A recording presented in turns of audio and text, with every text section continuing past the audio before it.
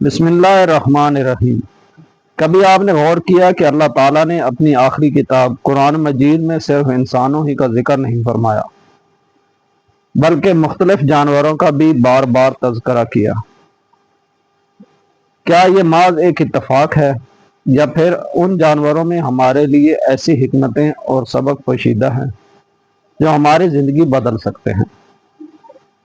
آج کے اس ویڈیو میں ہم قرآن مجید میں مذکور چند اہم جانوروں کا ذکر کریں گے اور دیکھیں گے کہ اللہ تعالیٰ نے انہیں کن مواقع پر بیان فرمایا اور ان سے ہمیں کیا سبق ملتا ہے۔ یاد رکھیں، ہمارا مقصد صرف قرآن و سنت کی روشنی میں بات کرنا ہے۔ جہاں قرآن یا صحیح احادیث خاموش ہیں، وہاں ہم اپنی طرف سے کوئی غیر ثابت شدہ واقعہ یا روایت بیان نہیں کریں گے۔ آئیے آغاز کرتے ہیں۔ سب سے پہلے بات کرتے ہیں اونٹ کی۔ اللہ تعالیٰ نے قرآن میں انسان کو دعوت فکر دیتے ہوئے فرمایا، کیا وہ اونٹ کی طرف نہیں دیکھتے کہ اسے کیسے پیدا کیا گیا؟ یہ آیت ہمیں بتاتی ہے کہ ایک مومن صرف عبادت ہی نہیں کرتا بلکہ اللہ کی مخلوق میں غور و فکر بھی کرتا ہے۔ اونٹ ایک ایسا جانور ہے جسے اللہ تعالیٰ نے سخت ترین صحرائی حالات کے مطابق پیدا فرمایا۔ کئی دن تک پانی کے بغیر رہ سکتا ہے، بھاری وزن اٹھا سکتا ہے اور انسان کی خدمت کرتا ہے۔ یہ ہمیں اللہ تعالیٰ کی بے مثال قدرت کا احساس دلاتا ہے۔ اس کے بعد آئیے گائے کا ذکر کرتے ہیں۔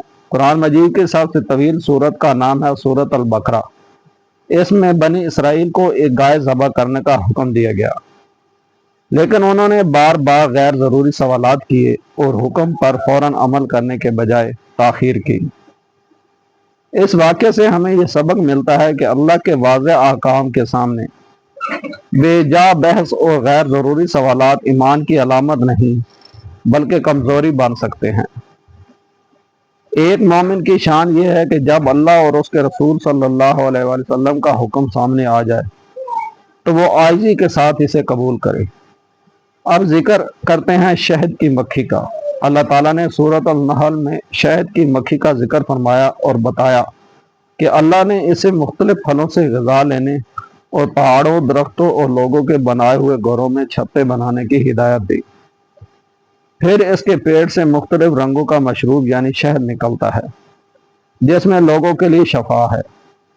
یہ ہمیں سکھاتا ہے کہ ایک چھوٹی سی مخلوق بھی اللہ کے حکم کی مکمل اطاعت کرتی ہے، اس لیے وہ پوری انسانیت کے لیے فائدہ مند بن جاتی ہے۔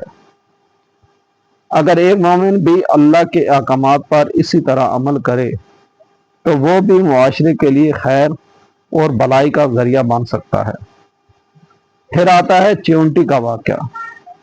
قرآن میں حضرت سلیمان علیہ السلام کے لشکر کا ذکر آتا ہے کہ جب وہ ایک وادی سے گزر رہے تھے تو ایک چیونٹی نے اپنی ساتھی چیونٹیوں سے کہا، اپنے بلوں میں داخل ہو جاؤ، کہیں سلیمان اور ان کا لشکر بے خبری میں تمہیں کچل نہ دے۔ حضرت سلیمان علیہ السلام نے اس کی بات سن کر اللہ کا شکر ادا کیا۔ یہ واقعہ ہمیں دو عظیم سبق دیتا ہے۔ پہلا یہ کہ ایک چھوٹی سی مخلوق کی جان بھی اللہ کے نزدیک اہم ہے، اور دوسرا یہ کہ طاقت ملنے کے باوجود انسان کو عاجزی اختیار کرنی چاہیے، جیسا کہ حضرت سلیمان علیہ السلام نے کیا۔ یہی حقیقی ایمان کی علامت ہے۔ ناظرین، آئیے اب قرآن مجید میں مذکور مزید جانوروں کا ذکر کرتے ہیں جن کے ذریعے اللہ تعالیٰ نے ایمان، حکمت اور نصیحت کے عظیم اسباق عطا فرمائے۔ سب سے پہلے بات کرتے ہیں ہدہد کی۔ حضرت سلیمان علیہ السلام کے لشکر میں انسان، جنات اور پرندے بھی شامل تھے۔ ایک دن آپ علیہ السلام نے دیکھا کہ ہدہد موجود نہیں۔ جب وہ واپس آیا تو اس نے ایک ایسی خبر سنائی جس نے تاریخ کا رخ بدل دیا۔ ہدہد نے بتایا کہ اس نے ایک ایسی قوم دیکھی ہے جو اللہ تعالیٰ کی عبادت کی بجائے سورج کو سجدہ کرتی ہے، اور ان کی ملکہ سبا ایک عظیم سلطنت کی مالک ہے۔ حضرت سلیمان علیہ السلام نے پہلے اس خبر کی تحقیق کی، پھر انہیں اللہ کی توحید کی دعوت دی۔ اس واقعے سے ہمیں کئی اہم اسباق ملتے ہیں۔ سب سے پہلے یہ کہ کوئی خبر سن کر فوراً یقین نہ کرنا چاہیے، بلکہ اس کی ایک تحقیق کرنی چاہیے۔ دوسرا یہ کہ ایک چھوٹا سا پرندہ بھی اللہ کے دین کی خدمت کا ذریعہ بن سکتا ہے۔ انسان کی قدر اس کے جسم یا طاقت سے نہیں، بلکہ اللہ کی اطاعت اور نیکی سے ہوتی ہے۔ اب ذکر کرتے ہیں کوے کا۔ جب حضرت آدم علیہ السلام کے 2 بیٹوں میں سے ایک نے اپنے بھائی کو قتل کر دیا تو وہ پریشان تھا کہ اب لاش کو کیسے چھپائے۔ اللہ تعالیٰ نے ایک کوا بھیجا جو زمین کھود کر اپنے ساتھی کو دفن کرنے کا طریقہ دکھا رہا تھا۔ یہ منظر دیکھ کر قاتل کو احساس ہوا کہ وہ ایک پرندے سے بھی کم سمجھ رکھتا ہے۔ یہ واقعہ ہمیں سکھاتا ہے کہ تکبر انسان کو اندھا کر دیتا ہے، جبکہ اللہ تعالیٰ اپنی کسی بھی مخلوق کے ذریعے انسان کو تعلیم دے سکتا ہے۔ اب آئیے مچھلی کا ذکر کرتے ہیں۔ حضرت یونس علیہ السلام اپنی قوم سے ناراض ہو کر اللہ کے حکم کے انتظار کے بغیر روانہ ہو گئے۔ پھر اللہ تعالیٰ کے حکم سے ایک بڑی مچھلی نے انہیں نگل لیا، لیکن اللہ نے مچھلی کے پیڑ میں بھی ان کی حفاظت فرمائی۔ وہ اندھیروں میں مسلسل دعا کرتے، لا الہ الا انت سبحانک انی کنت من الظالمین، یعنی تیرے سوا کوئی معبود نہیں، تو پاک ہے، بے شک میں ہی خطا کاروں میں سے تھا۔ اللہ تعالیٰ نے ان کی توبہ قبول فرمائی اور انہیں نجات عطا فرمائی۔ یہ واقعہ ہمیں امید دیتا ہے کہ انسان کتنی ہی مشکل میں کیوں نہ ہو، اگر وہ اخلاص کے ساتھ اللہ کی طرف رجوع کرے تو اللہ تعالیٰ اس کے لیے نجات کا راستہ پیدا فرما دیتا ہے۔ اب بات کرتے ہیں بھیڑیے کی۔ حضرت یوسف علیہ السلام کے بھائیوں نے اپنے والد حضرت یعقوب علیہ السلام سے جھوٹ کہا کہ یوسف علیہ السلام کو بھیڑیا کھا گیا، حالانکہ حقیقت اس کے برعکس تھی۔ اس واقعے میں قرآن ہمیں یہ سبق دیتا ہے کہ جھوٹ وقتی طور پر انسان کو بچاتا محسوس ہو سکتا ہے، لیکن آخرکار سچ ہی غالب آتا ہے۔ حضرت یوسف علیہ السلام کی پاکیزگی، صبر اور اللہ پر بھروسے نے آخرکار حق کو ظاہر کر دیا۔ آخر میں اس حصے میں کتے کا ذکر کرتے ہیں۔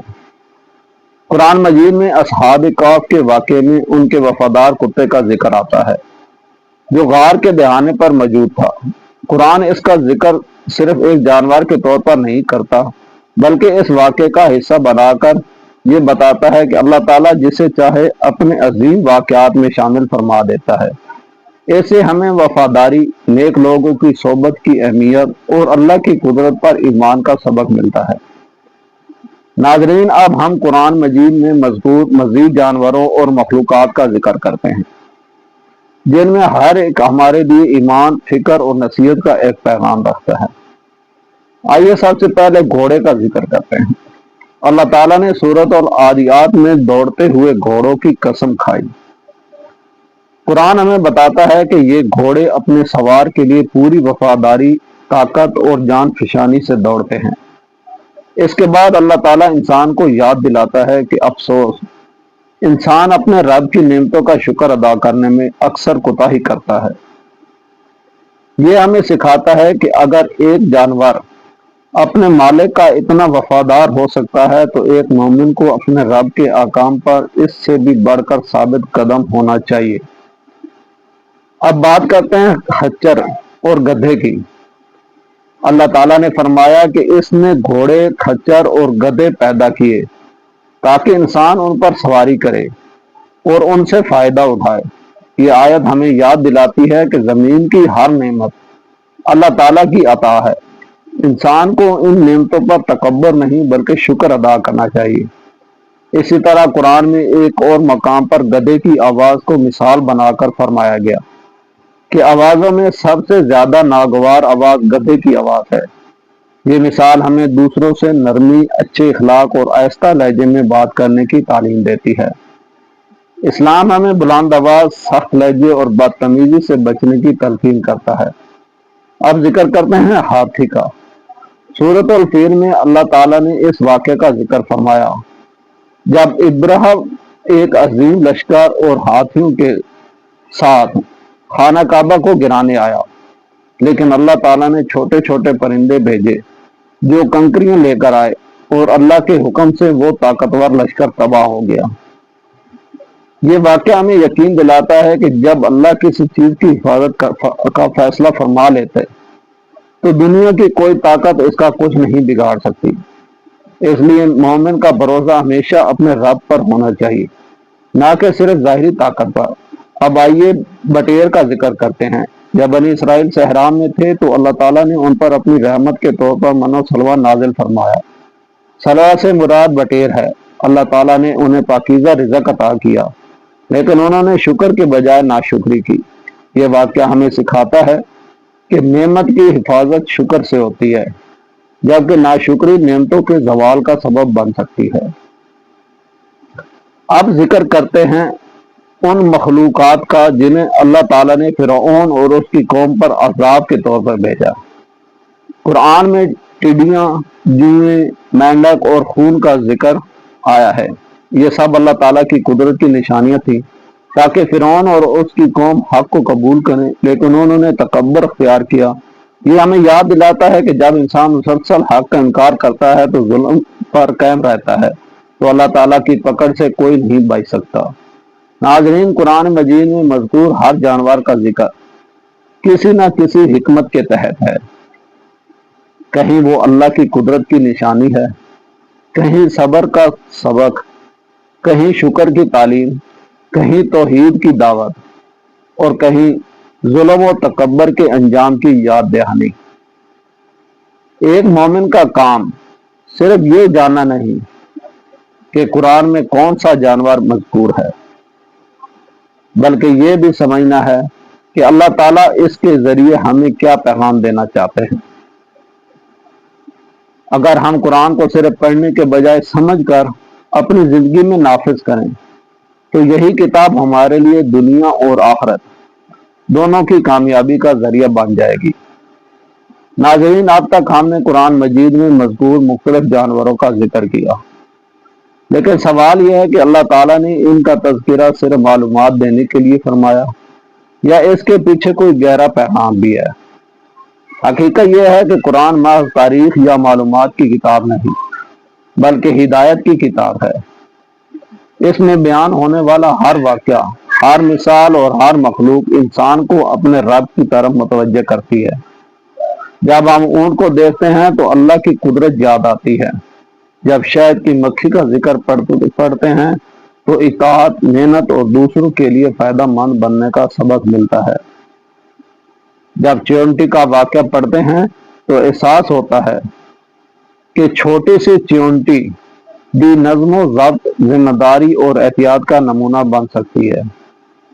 ہدہد ہمیں سکھاتا ہے کہ حق کی خبر پہنچانا ایک عظیم ذمہ داری ہے، لیکن اس کے ساتھ تحقیق اور دیانت بھی ضروری ہے۔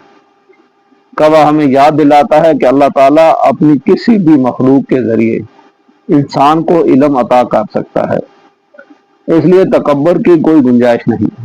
مچھلی کے واقعے سے معلوم ہوتا ہے کہ اگر بندہ اخلاص کے ساتھ اپنے رب سے معافی مانگے تو اللہ تعالیٰ اندھیروں میں بھی امید کی کرن پیدا فرما دیتا ہے۔